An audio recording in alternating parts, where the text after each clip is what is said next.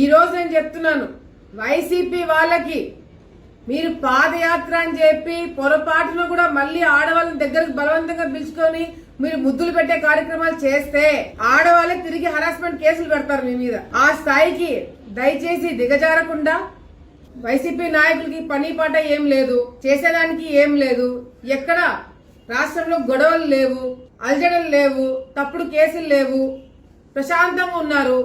ఓయమ్మ ప్రజలందరూ ఇంత ప్రశాంతంగా ఉంటే మన పరిస్థితి ఏంటని చెప్పి జగన్మోహన్ రెడ్డి గారు ఇప్పుడు పాదయాత్ర చేస్తాడంట. ఎవరికి కష్టం వచ్చిందని పాదయాత్ర చేస్తున్నాడు, ఎవరికి నష్టం జరిగిందని పాదయాత్ర చేస్తున్నాడు, అసలు ఎవరు అడిగినారని పాదయాత్ర చేస్తున్నాడు.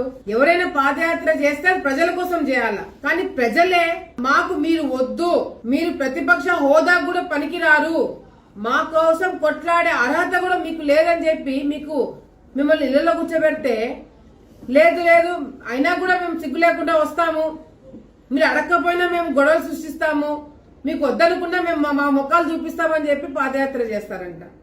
ఎవరి కోసం పాదయాత్ర చేస్తారని కూడా చెప్పాలా. ఏమనంటే ఆ 1 కోటి సంతకాల గురించి మాట్లాడదాం. అది కాకుండా ఇంకేమైనా టాపిక్ ఈ మధ్యలో ఎక్కడన్నా మాట్లాడినారా? ఆ రాయలసీమ లిఫ్ట్ ఇరిగేషన్ గురించి మాట్లాడతాడు.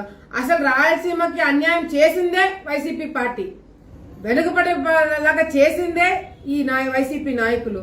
ఆ రోజు చంద్రబాబు నాయుడు గారు, ఎన్టీ రామారావు గారు లేకపోయింటే ఈ రోజు రాయలసీమకి ప్రాజెక్టు వచ్చేవా? ముచ్చుమారి తీసుకొచ్చింది ఎవరండి? మరి చంద్రబాబు నాయుడు గారు ఏదైతే ప్రాజెక్టులు మొదలు పెట్టారో అది మీరు పూర్తి చేయగలిగినారా? అలగనూరు పూర్తి చేయగలిగినారా? డబ్బులు ఇవ్వగలిగినారా? లేదు. ఇట్లా ఏది చేసినా ప్రజల కోసం చేస్తున్నాము అని బిల్డప్ ఇచ్చుకునేది వైసీపీ నాయకులు.